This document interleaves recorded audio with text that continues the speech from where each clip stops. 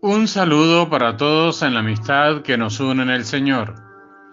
Después de leer el texto del Evangelio de San Marcos, capítulo 6, del versículo 14 al versículo 29, vamos a contemplar a Jesús, que es confundido con Juan el Bautista y otros profetas antiguos. Haremos la contemplación en dos pasos. Primer paso, nos dice el evangelista San Marcos. En aquel tiempo, como la fama de Jesús se había extendido tanto, llegó a oídos del rey Herodes el rumor de que Juan el Bautista había resucitado y sus poderes actuaban en Jesús. Otros decían que era Elías y otros que era un profeta, comparable a los antiguos. Pero Herodes insistía: es Juan a quien yo le corté la cabeza y que ha resucitado. El evangelista nos dice que a pesar de la fama que Jesús va alcanzando, todavía mucha gente no lo reconoce, sino lo confunde con Juan el Bautista, con algunos profetas antiguos, o lo ven como un profeta comparable a los antiguos. Jesús va dando de qué hablar. Las acciones en favor de la gente van atestiguando a Jesús de una novedad única. Los seguidores de Jesús van contagiando su alegría a aquellos que todavía no conocen a Jesús. Sin embargo, aquellos que todavía no reconocen a Jesús es porque no quieren aceptar que hay más que un profeta en medio de su pueblo. Es el Mesías el que ha de liberar a su pueblo. Jesús, con sus milagros, las curaciones, la explicación de la palabra, la mirada misericordiosa, va confirmando que el reino de Dios está en medio de su pueblo. La esperanza renovada se hace patente por el testimonio de su vida.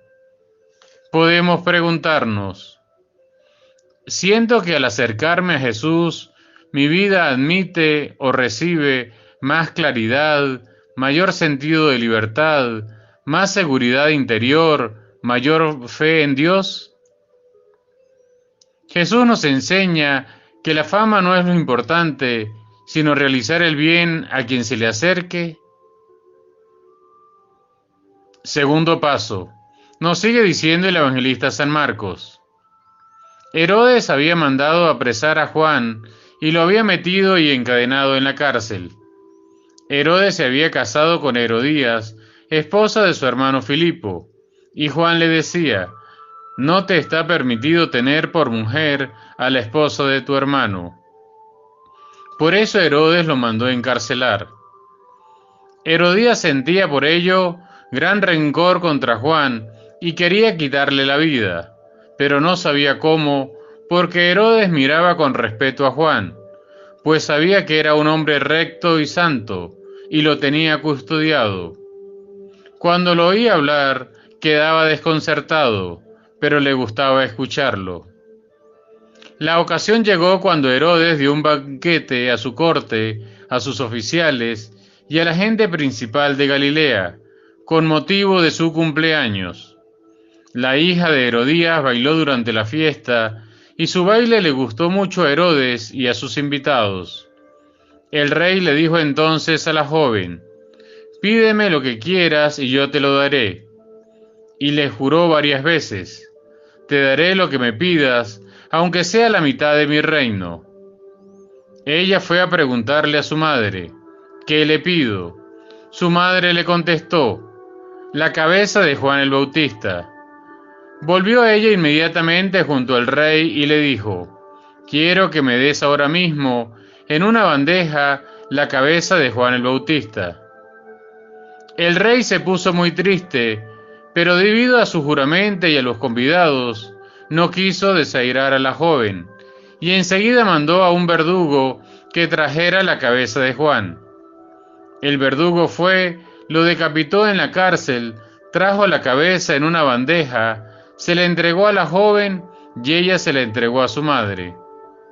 Al enterarse de esto, los discípulos de Juan fueron a recoger el cadáver y lo sepultaron. La muerte de Juan el Bautista es la expresión de cómo el poder que daña, que oprime, que genera injusticia, calla a los profetas. No es casualidad que hombres y mujeres de nuestro tiempo, que defienden a los pobres, a los que sufren, a los que pasan hambre, a los que no ganan un sueldo digno, son víctimas de las amenazas, a otros se les manda a torturar y a otros se les manda a matar. Esta muerte de Juan el Bautista es un adelanto de lo que Jesús va a padecer, siendo un hombre que se dedicó a realizar el bien a sus semejantes. Jesús nos enseña a no tener miedo, ya que el llamado de todo cristiano es hacer el bien, a cuidar a los menos favorecidos, a ser la voz de los que son silenciados de sus bienes y servicios, a tener una mirada compasiva por los que sufren. Jesús nos enseña que el bien nunca se puede callar, que el testimonio de entrega por los demás nunca podrá ser borrado. Jesús nos invita a mantener su actitud de salir para cuidar y favorecer la vida de nuestros hermanos. De allí cobra un sentido mayor nuestro modo de ser iglesia, de ser comunidad cristiana, de ser hermanos, de ser hombres y mujeres que acogen y cuidan a los demás, como Monseñor Romero, Teresa de Calcuta y el doctor José Gregorio Hernández. Podemos preguntarnos, ¿qué hago para propiciar la vida de nuestros hermanos más necesitados? En estos días de pandemia, ¿qué voy haciendo por nuestros enfermos? ¿Cómo acompaño desde la fe y el amor a nuestros hermanos que padecen la soledad, las frustraciones, el cansancio que deja cada día? Finalmente pedimos la intervención de la Santísima Trinidad para que nos libre de la pandemia, de nuestras enfermedades, de toda expresión de odio, de aquello que nos aleja de su amor, y renueve en todos nosotros un corazón misericordioso, para que acoja a cualquier hermano desde la hospitalidad, la solidaridad y el servicio. Ahora nos dejamos abrazar por la bendición de Dios Todopoderoso, Padre, Hijo y Espíritu Santo, descienda sobre ustedes, su familia y su comunidad, y les acompañe siempre. Amén. Les habló el Padre Fidel Torres, perteneciente a la comunidad de los Padres Jesuitas del Templo de San Francisco en Caracas.